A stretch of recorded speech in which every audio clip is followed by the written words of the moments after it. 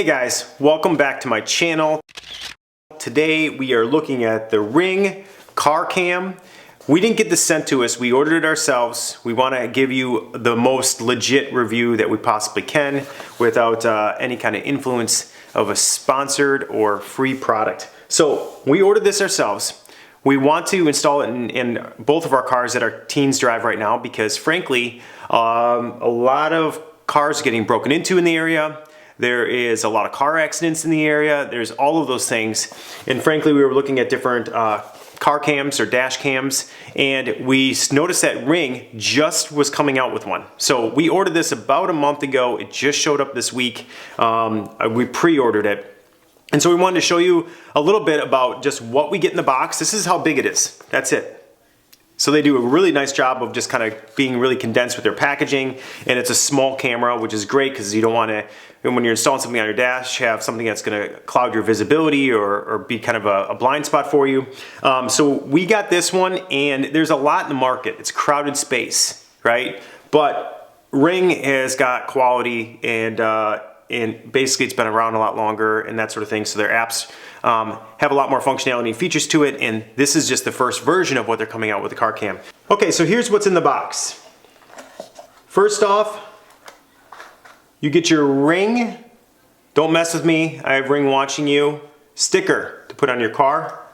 You get your information items. You get, of course, the dash cam.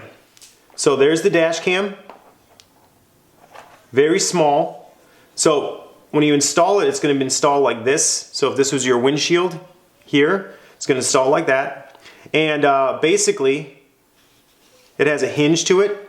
So depending on how your windshield's pitched, you can adjust your camera up and down. So that you have that, and you have a camera facing the street and a camera facing inside the car. So you have camera both ways. So you have that. You have to attach it to your windshield. So this is to clean your windshield really well. So you have that. You have a very nice hide your cable between your windshield and your dash. You have this piece of plastic that'll help you really hide it without scratching up your car. You have another basically cable hide. You have your OBD2 connector, this is what's going to give you your power to your camera. So this is going to go on your depends on your car, but your car should have under the left-hand side of your steering wheel an OBD2 port, which will have all these little prongs. So you'll connect that into there. That's going to give you your power. You have all of your little connective pieces, and of course, you have your extended cable that's going to connect to your OBD2 port and then connect to your camera. So that's what you're going to get in the box. Okay, so we're going to take all of these things, we're going to go downstairs, we're going to install it in the car and show you how it works. First step is to take this OBD2 connector out of its little package, and Ring on their website, you can look up where your car connector is for connecting this OBD2 connector to your car. Ours is under the left-hand side here. So, but it really depends on your car. But it's kind of easy to find because you're looking for something that fits those pins. So I'm going to connect this, and then you have basically your little cable that you're going to connect your longer wire to connect to your camera. So that's where you're going to connect to. So I'm going to connect that underneath. And you're just going to push that up nice and tight in there. And that's it. And you'll see as soon as you push it on, you see the blue light. The blue light went on for a minute there, and you know that you made connectivity. Okay, the second step that we're going to do here is we just connected the cable to it to make it easier. And then we're going to basically try to center our camera here, which is we're going to center it. And this is the sticky piece that you're going to pull off to actually secure it to your windshield. So you don't want to go too low, you don't want to go too high with it. So you really want to just try to get it as centered as you can. I'm not going to pull the sticker off yet, but for us, I'm really looking at where our hazard blinker is, and you want to be as centered as you possibly can be. And so that's where we're going to put ours. So you're going to remove this. It says to avoid excessive force. You don't want to crack your windshield, so we're going to remove that. That's the sticky piece, right? So now you got to be very careful because you got to make sure that you have it exactly where you want it. I would suggest you have your wife tell you so that you make sure that the two of you agree. Okay, so it's easier if you do this with a partner, honestly, if you have somebody on the outside of the car, because otherwise your tendency is to, you know, everything's facing the driver, so your tendency is to actually put it towards you, and it shouldn't be. It should be dead center, pointing in your car, because the inside camera is going to look in the inside of your car, and then of course you want the outside camera as square as you can on the front, so you're seeing traffic, you're seeing accidents, you're seeing whatever happens in front of you. So that's how you want to do that. So now we're going to look at securing the cord and getting it kind of pushed into underneath the dash as much as we possibly can, and try to hide as much of that cabling as we can, because that's really the biggest problem. Everything else was minutes to get done, but that's the piece that's going to take us a little bit extra time.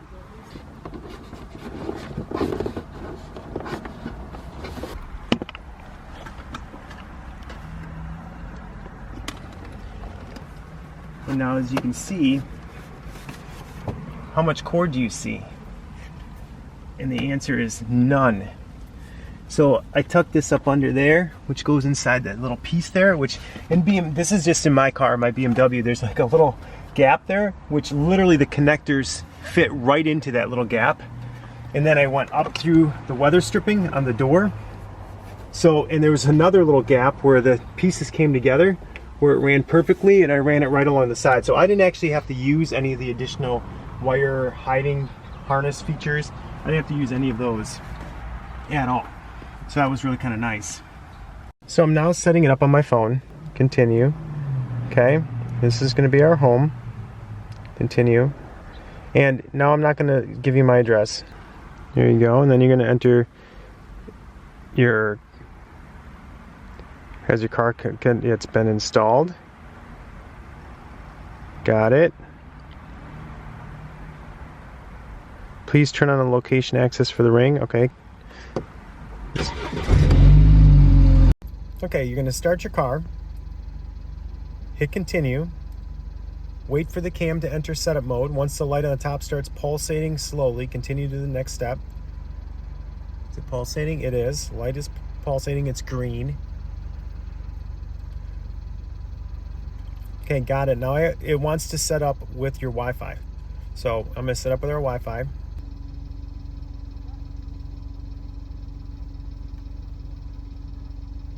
I'm just going to go through the default settings right now.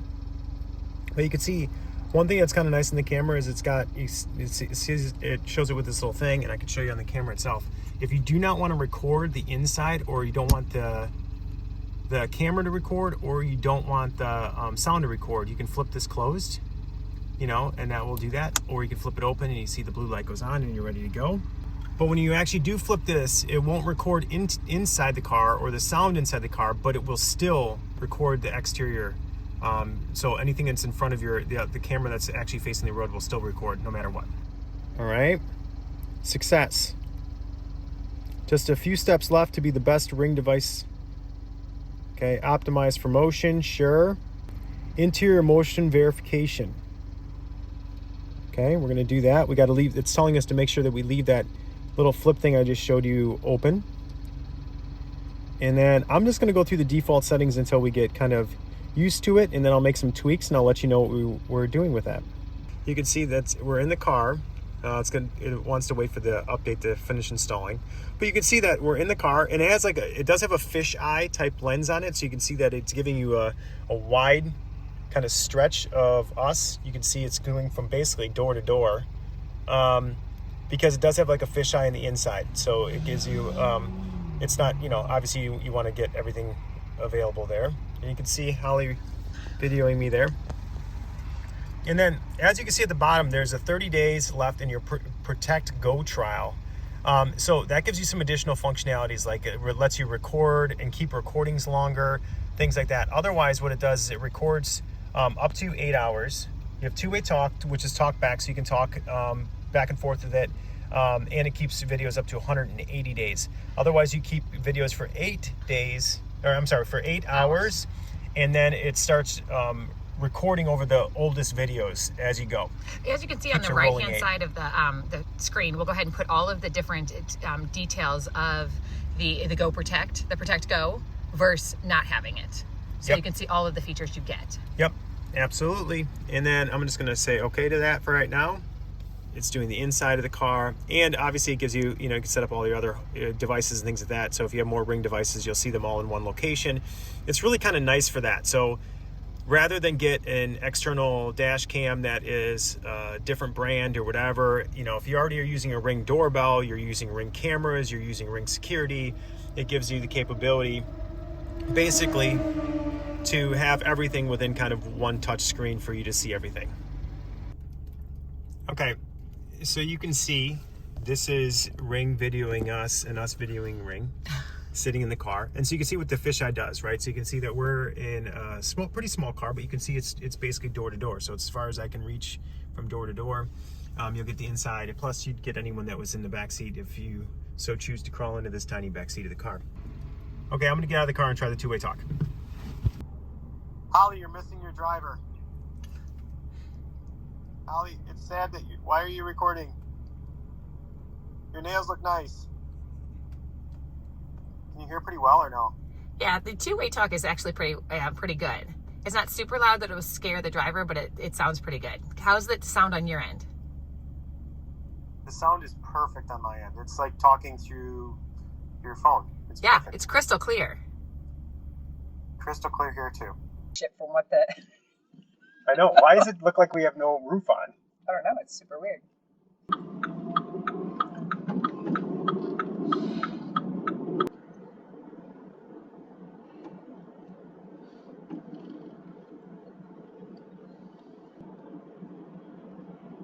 And it's as easy as just like your camera when you do selfie mode. You just click the button that turns it around to show you can see what's in the car and what's on the outside of the car. And just for fun, I'm going to pull over and show you how clear the camera is. Like if you're parked in a parking spot, like here, or parking behind a car, I just want to show you how clear the camera is.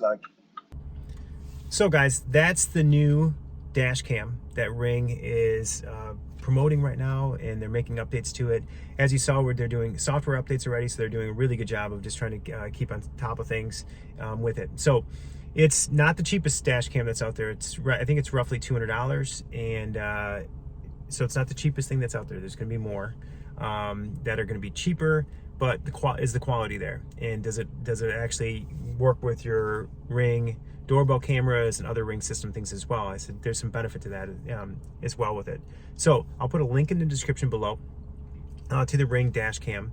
I think it's a wonderful thing to have, especially with the way the world is today. So people not taking accountable for accidents, damaging people's cars, people breaking into cars. So as soon as your door opens, you'll start recording. So if you want to break into my car, we're going to get you. So at the end of the day, it does short clips of recording, so you can extend that, but of course it's going to take up and use more space. You also can do more to adjust the battery. So if you wanted to have it on longer or things like that, you can do that. You can make small tweaks and adjustments to that, but again, it's pulling battery life from your car, right? So you don't want to make too many adjustments to that because it technically could drain some of that battery. So we're going to use it for a few weeks. We did an install, we did some initial things, we showed you some initial like interior and exterior video. It's really good, responsive. We showed you the two-way talk feature that works really well with it as well. How to install it. The cable really I was really kind of not super excited about the cable because I want things to look neat and not whatever. It was super easy to do. Probably took me about 5 to 7 minutes to hide everything. I didn't need to put any sticky things there or anything like that. But let us use it for a few weeks. We'll give you an update on the good, the bad. This is not a sponsored video for us, so we'll tell you what's good and what's bad with it. And at the end of the day, we'll give you updates and show you how it's working for us.